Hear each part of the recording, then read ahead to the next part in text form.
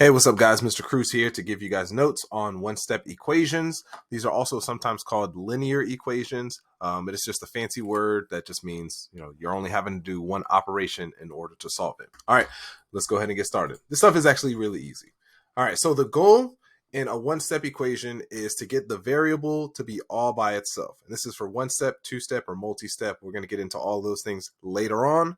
But for now, we're just focusing on getting the variable to be by itself. All right, we're going to treat the variable like it's got COVID, it's got the Rona, and we want to isolate it from everything else. Now, the way we do this is we do something called inverse operation. Now, that's just a fancy word for that means the opposite. So if my problem involves addition, I'm going to do the opposite. I'm going to do subtraction. If it involves multiplication, I'm doing division because that's the opposite. So that's called inverse operation. All right, let's go with our first example here. So I have x minus 6 equals 10. Now, I like to start out by drawing a river in between my equal sign right here, right? I call it a river.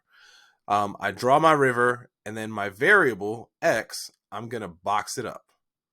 All right, I'm going to treat it like we went to La Carreta, and this is like the leftover food because they always give me a lot of food and I always have some to take home to eat the next day. So that's what I'm doing right there. I'm boxing that up. I'm going to save it for later. So what am I left with? And when I ask what am I left with, I'm looking on the side that the variable is on. So I'm left with minus 6. So I'm going to do the opposite. I'm going to do plus 6. Now, the thing about this is whatever I do to one side of the river, I also have to do to the other side. So if I add 6 on this side, I've got to add 6 on this side as well. Now this over here, because we did the inverse operation, because we did the opposite, those two are going to cancel each other out. Over here, 10 plus 6 equals 16. And then I can bring my variable that I had boxed down. So now I'm left with x equals 16. So that's what x equals. Now, another thing about this is that you can actually check it yourself. If I ended up with x equals 16 as my answer, that means that I can substitute x for 16. 16 minus 6 equals 10. And if the statement is true, then that means I did it correctly, right? Because 16 minus 6 does equal 10, right? And 10 equals 10, and so I'm good there. So this is kind of a way that you can kind of self-check if you are questioning whether you got it right or wrong. All right, next one. If you notice this one, our variable's on the other side. It does not matter. We're still going to keep doing the same thing. Draw my river, box up my variable. I'm left with plus 5, so I'm going to do the opposite. Oops, I messed that part up. I'm going to do the opposite. So I'm going to do minus 5 on both sides. So minus 5 minus 5. This side is going to cancel out. And then over here, negative 13 minus 5 is going to give me negative 18. So negative 18 equals h.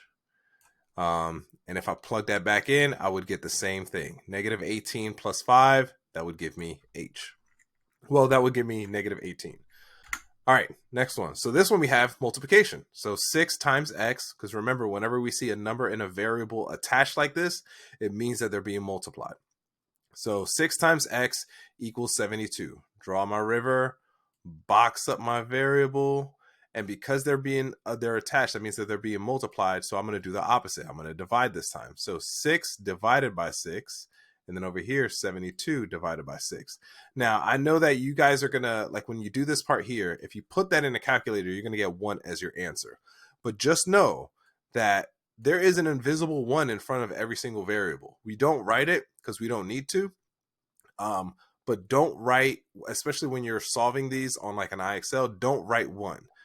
Just leave it with once you've done the opposite, once you've done the inverse operation, that just means this cancels out, so you don't have to worry about it anymore. So on this side, 72 divided by 6. Let's see what that's going to give me. 12. That gives me 12 as my answer. So x equals 12. And I know that because x times 12, or 6 times 12 is going to give me 72. All right, next one. This time we have division. So 5 equals y divided by 3. Draw my river, box up my variable. I'm left with divided by 3, so I'm going to do times 3. Again, I did the opposite, so I can cancel these two out. It's not going to give me 9, right? Just because I did divided by 3 times 3, I'm not going to put 9y down here now. I just did the opposite, so I can cancel them out, so then I'm good to move on. I'm left with y on this side, and then on this side over here, I'm going to do times 3. 5 times 3 gives me 15. And I know that that is true because 15 divided by 3 equals 5. All right. Last one here. Now, we see it seems like the variable's all by itself, right? I'm going to draw my river.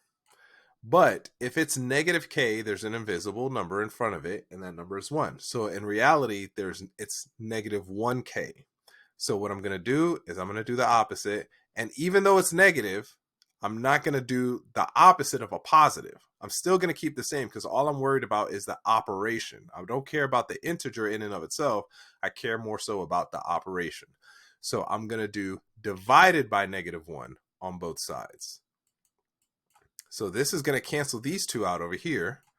And then I'm left with k by itself. And then over here, 4 divided by negative 1 is actually going to give me negative 4.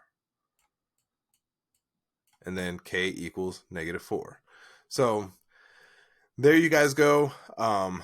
Simple, pretty easy stuff. Again, all you're doing is the opposite. That's all you really have to worry about. Now, I want you guys to pause it right here. Either get out a scratch piece of paper, or if you have a marker, to like work it out on your desk. I want you to pause it right here and solve these 6 problems, okay? In the next video, I'm going to show you guys how to solve these problems, but I want you guys to try to work them out by yourself first.